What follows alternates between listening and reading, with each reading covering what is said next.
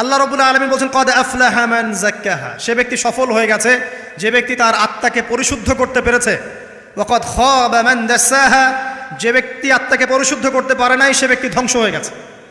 কিভাবে পরিশুদ্ধ করবেন? তিনটা হাদিস আপনাকে আগে শোনাই। এক, আল্লাহ রাব্বুল আলামিনের হাবিব মুহাম্মদ সাল্লাল্লাহু আলাইহি ওয়াসাল্লাম, দরুদ পড়েন, বলেন সাল্লাল্লাহু আলাইহি ওয়াসাল্লাম। তিনি বলছেন যে আল্লাহর এমন কিছু বান্দা আছে যারা জান্নাতে প্রবেশ করবে যাদের অন্তরটা হবে পাখির মতো নরম। কার মতো? পাখির মতো। একটা হাদিস শুনলেন। দুই নম্বর হাদিস, আল্লাহর রাসূল সাল্লাল্লাহু আলাইহি ওয়াসাল্লাম বলছেন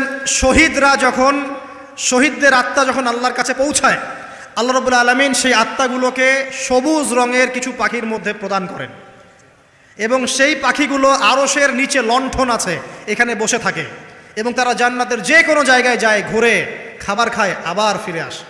আল্লাহ পাক তাদেরকে বলেন যে তোমরা কি চাও, তোমরা কি চাও? শহীদরা কিচ্ছু বলতে পারে না। কি চাইবো আল্লাহ, এত নিয়ামত দিয়েছেন, কি চাইবো?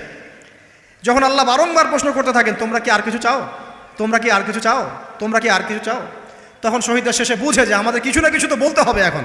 তখন তারা বলে হে আল্লাহ, আমরা আরও একবার পৃথিবীতে যেতে চাই এবং তোমার পথে জীবন দিয়ে আবার ফিরে আসতে চাই।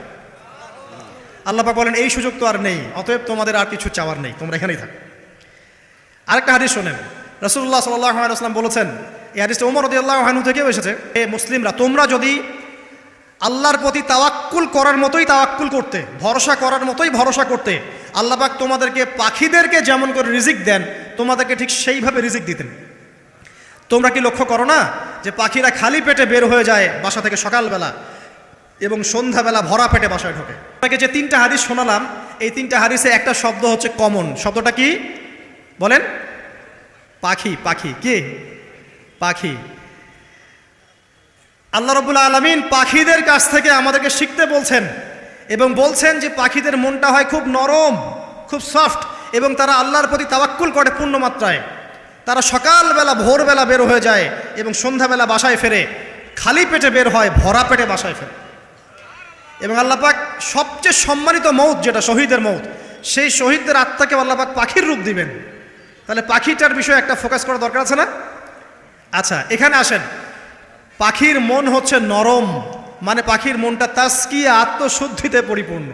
কদ আফলাহা মান যাক্কাহা, সে ব্যক্তি সফল হলো যার হৃদয়টা পবিত্র, নিষ্পাপ, নিষ্কলুষিত হলো, সে ব্যক্তি সফল হবে ইনশাআল্লাহ। একটা কাজ এখানে খেয়াল করেন, পাখিরা সকালবেলা ভোরবেলা বের হয় আর সন্ধ্যাবেলা বাসায় ফেরে। এখনকার মুসলিমদেরকে দেখবেন দুপুরবেলা ওঠে, রাত 3টায় ঘুমায়। কথা কি বুঝেন নাই? পাখিরা একদম ভোরবেলা ওঠে, যখন ফজরের আজান দিচ্ছে ঠিক তার আগ মুহূর্তে পাখির কিচিরমিচির শুনছেন, তার মানে নামাজের ওয়াক্ত প্রায় চলে যাচ্ছে, তার মানে তার আল্লাহ পাকের হুকুমের সাথেই জেগে ওঠে। সূর্য ডুবে তারা ডুবে যায়। ঠিক এরকম সুন্নত ছিল নবী সাল্লাল্লাহু আলাইহি ওয়াসাল্লামের এবং সাহাবায়ে কেরামের।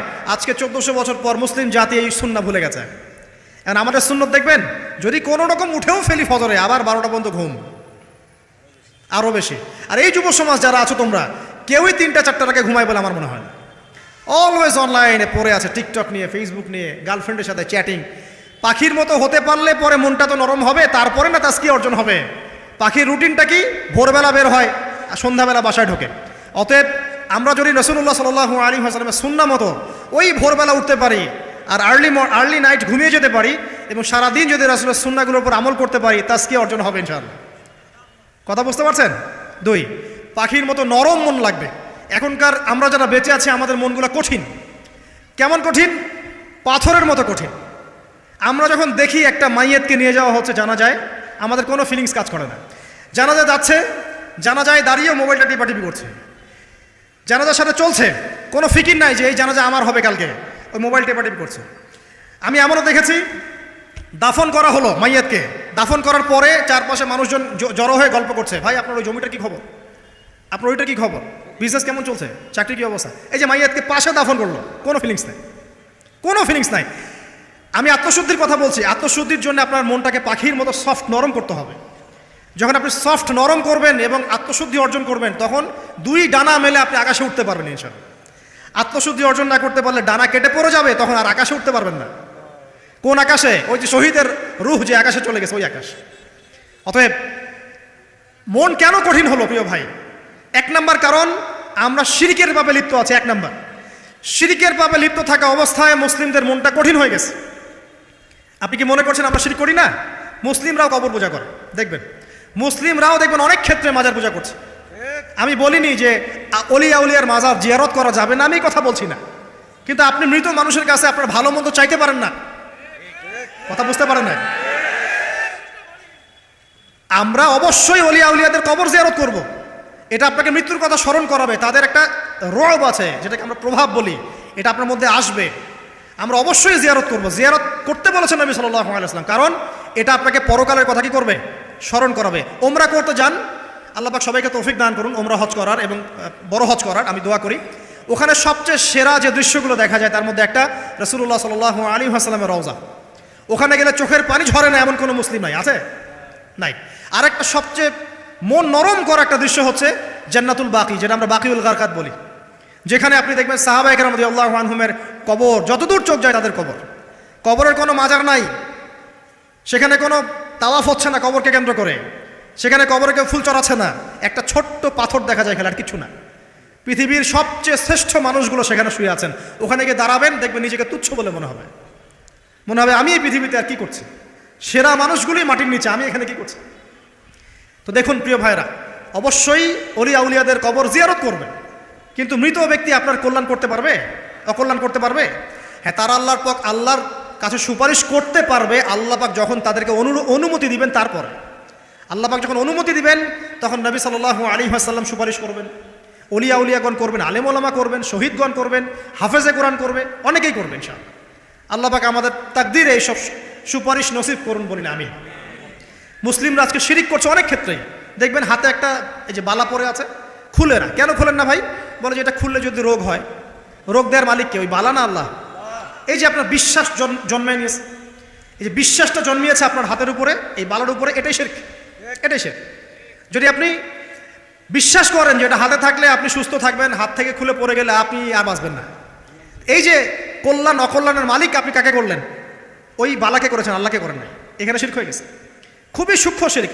আপনি নামাজ পড়ছেন মনে করেন, এখন কিছু মানুষ আসলো, এখন দেখছেন যে হুজুর তো আমার নামাজ দেখছে, নামাজটা খুব সুন্দর করে পড়ার চেষ্টা করলেন, লম্বা নামাজ, সেজদা গিয়ে আর উঠছেন না, খুব সুন্দর নামাজ পড়ছেন, এই যে মানুষকে দেখানোর জন্য নামাজটা পড়ছেন, এটা শিরক।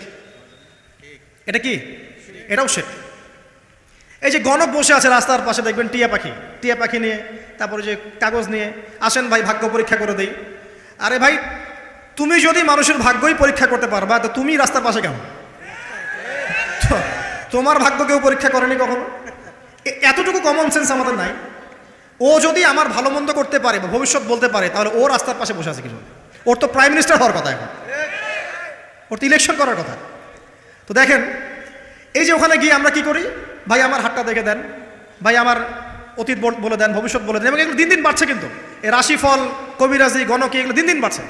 এবং আমি লক্ষ্য করছি দিন দিন আরেকটা জিনিসও বাড়ছে, সেটা হলো জাদুবিদ্যার চর্চা করা, এবং গ্রামে গঞ্জে কুফুরি বাড়ছে না? কুফুরি করা, তাবিজ করা, বিচ্ছেদ করা, স্বামী স্ত্রীর বিচ্ছেদ করা, মেয়েকে বশ করা, সন্তানকে বশ করা বাড়ছে না? সবই শিরক, এগুলো সবই কুফুরি। এগুলো মুসলিমরা করছে না? মুসলিমরা এসব শিরকে লিপ্ত আছে বলেই তো অন্তর কঠিন হয়ে গেছে, ফাকাসাত কুলুবুহুম, তাদের অন্তর কঠিন হয়ে গেছে। তো একটা হাদিস বলে এখানে খালি, নবী সাল্লাল্লাহু আলাইহি ওয়াসাল্লাম বলছেন, যদি কেউ কোনো গণকের কাছে যায়, গিয়ে বলে দেখেন তো আমার হাতটা একটু, ও কিন্তু বিশ্বাস করে না যে এ ভবিষ্যৎ বলতে পারে, খালি এমনি বলেছে একটু দেখেন তো, বলার সাথে সাথেই 40 দিনের নামাজ কবুল হবে।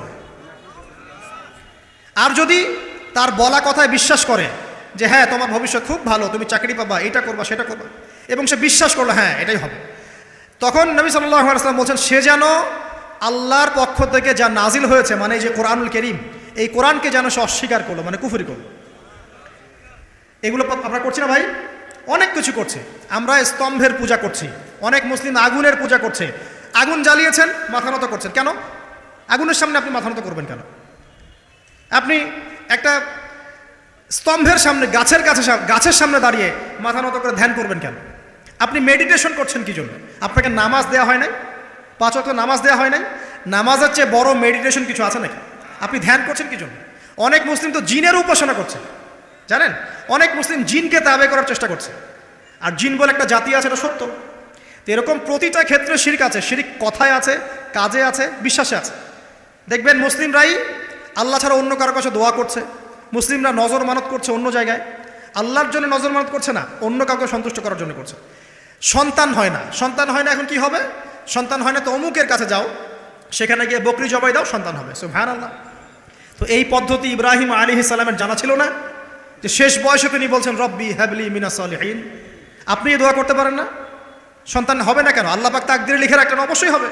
আর আল্লাহ পাক তাকদিরে না লিখলে কিভাবে হবে? তাকদিরে যে ব্যক্তি বিশ্বাস করে না সে ব্যক্তি হতাশ হয়। যা কিছু হচ্ছে আমাদের জীবনে সবই তাকদির, এর বাইরে একটা মানুষও যেতে পারবে না। তো প্রিয় ভাইরা, কথায়, কাজে এবং চিন্তায় আমরা অনেক শিরিক করছি। শিরিকের কারণে আমাদের অন্তর কঠিন হয়ে গেছে। আরও কেন কঠিন হচ্ছে? বেদাত। আমল করছেন নবীর সুন্নত মানার জায়গায় অন্য কিছু আপনি করছেন, এমন এমন কিছু আমল করছেন যেগুলোর সাথে রাসূলের সুন্নতের কোনো সম্পর্ক নাই এবং সাহাবীদের সুন্নতেরও কোনো সম্পর্ক নেই। এই ক্ষেত্রে গিয়ে আপনি বেদাত করছেন, বেদাত করে অন্তর কঠিন হয়ে যাচ্ছে। অন্তর কঠিন হওয়ার একটা বড় কারণ হচ্ছে হারাম রিজিক। যখন আপনি হারাম রিজিকে যাচ্ছেন, সুদ, ঘুষ, আপনার দুর্নীতি, আপনার এই যে অন্যের সম্পদ আত্মসাৎ করা, হালাল হারামের পরোয়া না করা, এই রিজিক দিয়ে যখন আপনি আপনার দেহ, রক্ত, মাংস গঠিত হচ্ছে, আপনার কলবটা শক্ত হয়ে যাচ্ছে। আমি বুঝাতে পারছি না? হারাম রিজিক যখন আপনার শরীরে ঢুকছে, অন্তরটা শক্ত হয়ে যাচ্ছে। একটা হাদিস যথেষ্ট। আল্লাহ রসুল বলেছেন ইন্নাল্লাহা তাইয়্যিব লা ইয়াকবালু ইল্লা তাইয়্যিব।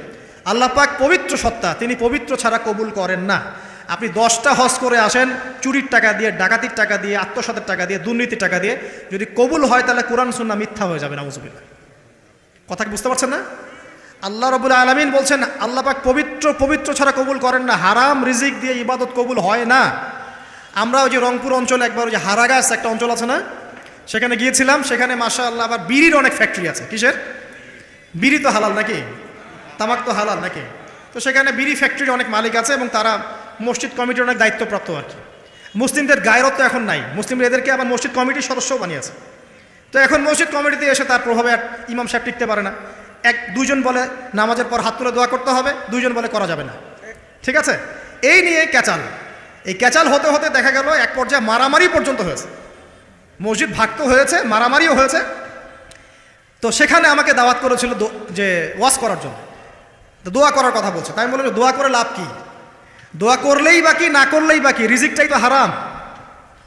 আপনি তো তামাকের টাকা খাচ্ছেন, তামাক, আপনি মাদকের টাকা খাচ্ছেন, এটাকে হালাল না হারাম? তো হারাম টাকা দিয়ে হাত তুলে দোয়া করলেই কি, না করলেই কি? দোয়া তো উঠছে না উপরে। আগে হারাম রিজিক ছাড়েন, তারপর দোয়া করুন। তো রিজিক হারাম হওয়ার কারণে আমাদের কি হচ্ছে? অন্তরটা কি হচ্ছে ভাই? কঠিন হচ্ছে। ওই পাখির মতো আর মুক্ত আকাশে উঠতে পারবেন না।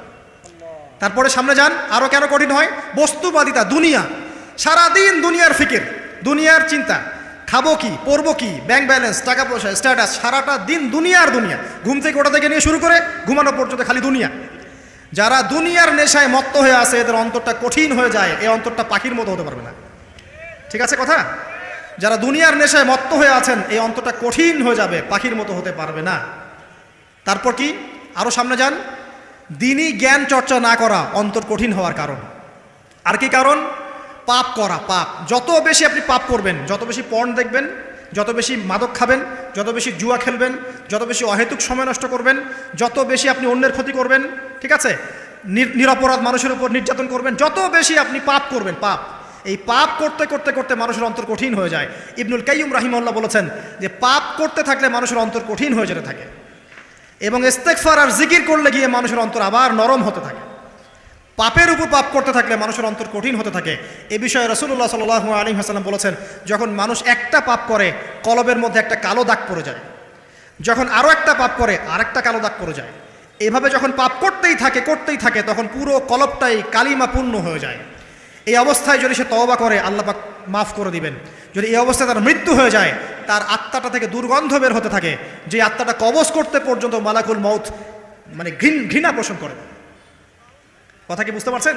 যখন অন্তর পাপ করতে করতে কলুষিত হয়ে যাবে, ওয়াকাদ খাবা মান দাসাহা, যখন পাপ করতে করতে অন্তর কলুষিত হয়ে যাবে, তখন আপনার এই মালাকুল মউত পর্যন্ত ওই আত্মাটাকে বের করার সময় ঘৃণা করবে, দুর্গন্ধযুক্ত আত্মা। আল্লাহ পাক আমাদেরকে পাপ থেকে বাঁচিয়ে রাখুন, আমিন। এরকম কিছু কাজ আছে, বস্তুবাদিতা, শিরক, বেদাত, হারাম রিজিক, সারাদিন দুনিয়ার ফিকির নিয়ে থাকা, ঠিক আছে, অন্যের ক্ষতি করা, পাপ কন্টিনিউয়াসলি করতে থাকা এবং দিন ছেড়ে দেওয়া, দিনের ইলম ছেড়ে দেওয়া, আল্লাহ পাকের আনুগত্য ছেড়ে দেওয়া। এই কাজগুলো করতে থাকলে মানুষের অন্তর কি হয়? কঠিন হয়ে যায়। এখন সলিউশন কি বলেন? 5 মিনিটে আমি সলিউশন বলছি। কেমন করে আপনি এটাকে নরম করবেন আর পরিশুদ্ধতা অর্জন করবেন এবং ওই পাখির মতো মুক্ত আকাশে উড়বেন কিভাবে বলবো? 1 নাম্বার, অবশ্যই শিরক ত্যাগ করতে হবে। কি করতে হবে? শিরক ত্যাগ করতে হবে। আল্লাহ পাকের তাওহীদের উপর থাকতে হবে। আল্লাহ পাক তৌফিক দান করুন। লং কিছু বলার সময় নেই আমার হাতে, একটা বই বলছি, কিতাবুত তাওহীদ। কি নাম? কিতাবুত তাওহীদ। এই বইটা অনেক ভার্সন বাজারে বের হয়েছে, কিনে দেখবেন শিরক কত প্রকার কী কী, তাওহীদ কাকে বলে কত প্রকার কী কী। যেটা বুঝবেন না মাদ্রাসা চলে যাবেন, আলেম ওলামার কাছে জিজ্ঞাসা করবেন, হুজুর এটা বুঝি নাই। ঠিক আছে? 1 নাম্বার শিরক ত্যাগ করতে হবে। 2 নাম্বার আপনাকে তাওহীদে থাকতে হবে, এটা এক, অন্তর নরম করার কথা বলছি। 2 নাম্বার সুন্নতের উপর আমল করতে হবে। ওই যে পাখির কথা বললাম, যে সকালবেলা বের হয় আর সন্ধ্যাবেলা কি করে? বাসায় ফেরে। খালি পেটে বের হয়, ভরা পেটে বাসায় ফেরে। তার মানে আমাদেরকেও সকাল সন্ধ্যাটা কাটাতে হবে নবী সাল্লাল্লাহু আলাইহি ওয়াসাল্লামের সুন্নত অনুযায়ী। যখন তিনি ঘুমাতেন তখন ঘুমাবেন, যখন উঠতেন তখন উঠবেন, বাকি কাজ যেমন করে করতেন তেমন করে করবেন, তখন অন্তর ইনশাআল্লাহ নরম হয়ে যাবে। ঠিক আছে ভাই? 2। 3 নাম্বার 5 ওয়াক্ত নামাজ জামাতে। নামাজ আপনাকে যে কোনো পাপ থেকে বাঁচাবে ইনশাআল্লাহ। ভাই জেনা করছেন, নামাজ পড়েন। পর্নোগ্রাফি দেখেছেন, তাও তওবা করে নামাজ পড়েন। আপনি হারাম অ্যাফেয়ার্সে আছেন, হতাশ হয়েন না, নামাজ পড়েন। গোনা ছাড়তে পারছেন না, নামাজ পড়েন। সুদ খাচ্ছেন, নামাজ পড়েন। বেপর্দা চলছেন, তাও নামাজ পড়েন। আপনি অন্যের হক নষ্ট করেছেন, তাও নামাজ পড়েন। যে পাপই করেছেন, নামাজটা পড়েন। নামাজ আপনাকে সমস্ত পাপ থেকে বাঁচিয়ে রাখবে ইনশাআল্লাহ। ইনশাআল্লাহ আস্তে আস্তে ইনশাআল্লাহ দেখবেন সব পাপ থেকে আপনি দূরে চলে আসছেন ইনশাআল্লাহ তাআলা। 3 নাম্বার নামাজ। 4 নাম্বার বেশি থেকে বেশি, ভাই শোনেন, বেশি থেকে বেশি পরকালের ফিকির করবেন। খালি পরকালের চিন্তা করবেন যে আমাকে মৃত্যুবরণ করতে হবে, কবরে যেতে হবে, পুলসিরাত পার হতে হবে, আল্লাহর সামনে দাঁড়াতে হবে। যত বেশি আপনি আল্লাহর ফিকির করবেন, পরকালের ফিকির করবেন, আপনার মনটা নরম হয়ে যাবে ইনশাআল্লাহ, মনটা শক্ত হবে না। 5 নাম্বার মানুষের সাথে খুব বেশি মেলামেশা করবেন। মানুষের সাথে খুব বেশি মেলামেশা করলে ইবনুল কাইয়িম রাহিমাহুল্লাহ বলেছেন অন্তর কঠিন হয়ে যায়। কারণ মানুষ আপনাকে গীবত করাবে, হ্যাঁ, মানুষ খারাপ কাজে নিয়ে যাবে, বেফাস কথাবার্তা বলবেন, অহেতুক বেফাস কাজ করবেন, ফুজুল কি বাত করবেন, এগুলো করতে গিয়ে আপনি দেখবেন অন্তর কঠিন হয়ে গেছে। এত বেশি মানুষের সাথে মেলামেশার দরকার নাই, প্রয়োজন যতটুকু অতটুকু করবেন। ঠিক আছে? আল্লাহ পাক তৌফিক দান করুন, আমিন। কয়টা বললাম? 5, 6। আমার সবচেয়ে প্রিয় নসিহত, প্রত্যেক দিন মিনিমাম 1 ঘন্টা করে কোরআন তেলাওয়াত করবেন বুঝে। আমি বলিনি না বুঝে করলে কোনো নেকি হবে না, প্রত্যেক হরফে 10 নেকি হবেই হবে, কিন্তু আপনি করবেন বুঝে ইনশাআল্লাহ। যখন বুঝে আপনি প্রত্যেক দিন 1 পারা করে বা 1 ঘন্টা করে কোরআন তেলাওয়াত করবেন, আপনার কলিজা, আপনার কলব নরম হতে বাধ্য এবং আপনার অন্তরে আল্লাহ নূর নেমে আসবে ইনশাআল্লাহ। দেখবেন আপনার কলব থেকে সমস্ত এই যে পঙ্কিলতা, কলুষতা ইনশাআল্লাহ চলে যাবে ইনশাআল্লাহ তাআলা। 2টো জিনিস অন্তরকে পবিত্র করে ফেলে, এক হচ্ছে কোরআন তেলাওয়াত, আর এক হচ্ছে বেশি থেকে বেশি আল্লাহর জিকির এবং ইস্তেগফার। তো কোরআন তেলাওয়াত বাড়িয়ে দেন, আল্লাহ পাক সবাইকে কোরআন তেলাওয়াত করার তৌফিক দান করুন, আমিন। যারা শেখেন নাই আজকে ওয়াদা করেন যে কোরআন আপনারা বিশুদ্ধ করে পড়া শিখবেন, ওয়াদা করেন। আগামী রমজান আসার আগেই 1 খতম দেওয়া চাই, পারবেন? এবং কোরআনের চর্চা বাড়িয়ে দিবেন, প্রত্যেক দিন কিছু করেন না করেন কোরআন তেলাওয়াত করতে হবে। ঠিক আছে? আল্লাহ পাক তৌফিক এনায়েত করুন, আমিন। আর বুঝে পড়ার চেষ্টা করবেন। একটা সহজ তাফসির বলে দিই, মারিফুল কোরআন বাসায় আছে না? মারিফুল কোরআন তাফসির ইবনে কাসির বাসায় নাই, জালালাইন বাসায় নাই, বাসায় নাই, কিনেন। সারাদিন তো অনেক টাকা পয়সা খরচ করছেন, 3টা তাফসির কিনেন, জালালাইন কিনেন, মারিফুল কোরআন কিনেন, ইবনে কাসির কিনেন, বাসায় গিয়ে পড়া শুরু করেন। পারবেন না? যে আয়াতটা বুঝবেন না, ওলামায়ে কেরামের কাছে যাবেন, গিয়ে বলবেন হুজুর এটা বুঝি নাই, বুঝাই দেন। নিজে নিজে ব্যাখ্যা করতে যাবেন না, ব্যাখ্যা করলে দেখবেন একটা পণ্ডিত বেরোছে, কিছু পণ্ডিত কোরআন পড়ে বলে কোরআনই মানি হাদিস মানি না, এরকম পণ্ডিত দেখেন নাই?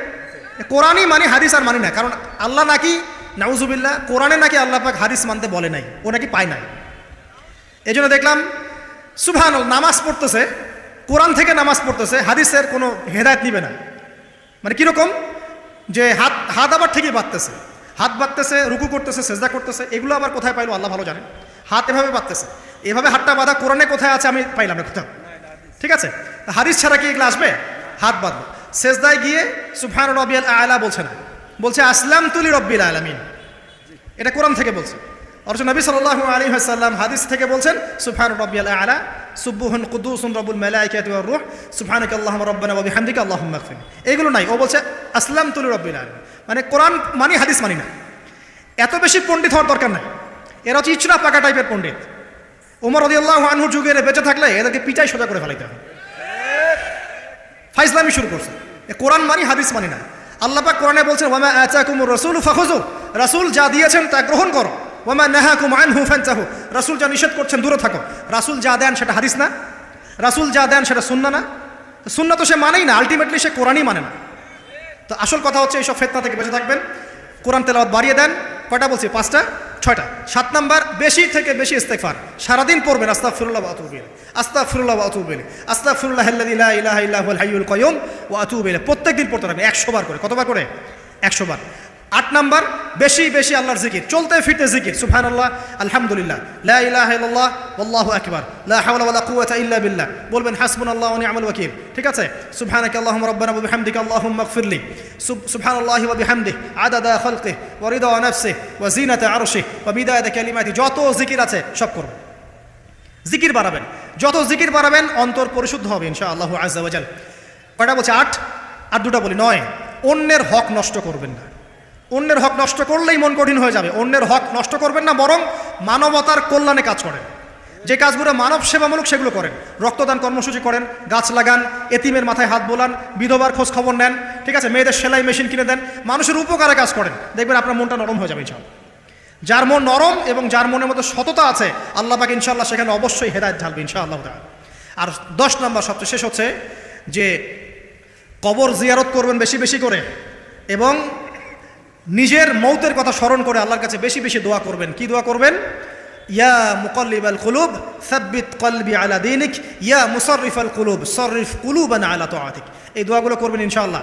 এবং কবর জিয়ারত করবেন সপ্তাহে সপ্তাহে, পারলে 2 দিন 3 দিন পর পর কবরস্থানে যাবেন। ইনশাআল্লাহ দেখবেন আপনার মন নরম হবে ইনশাআল্লাহ আযজা ওয়া জাল।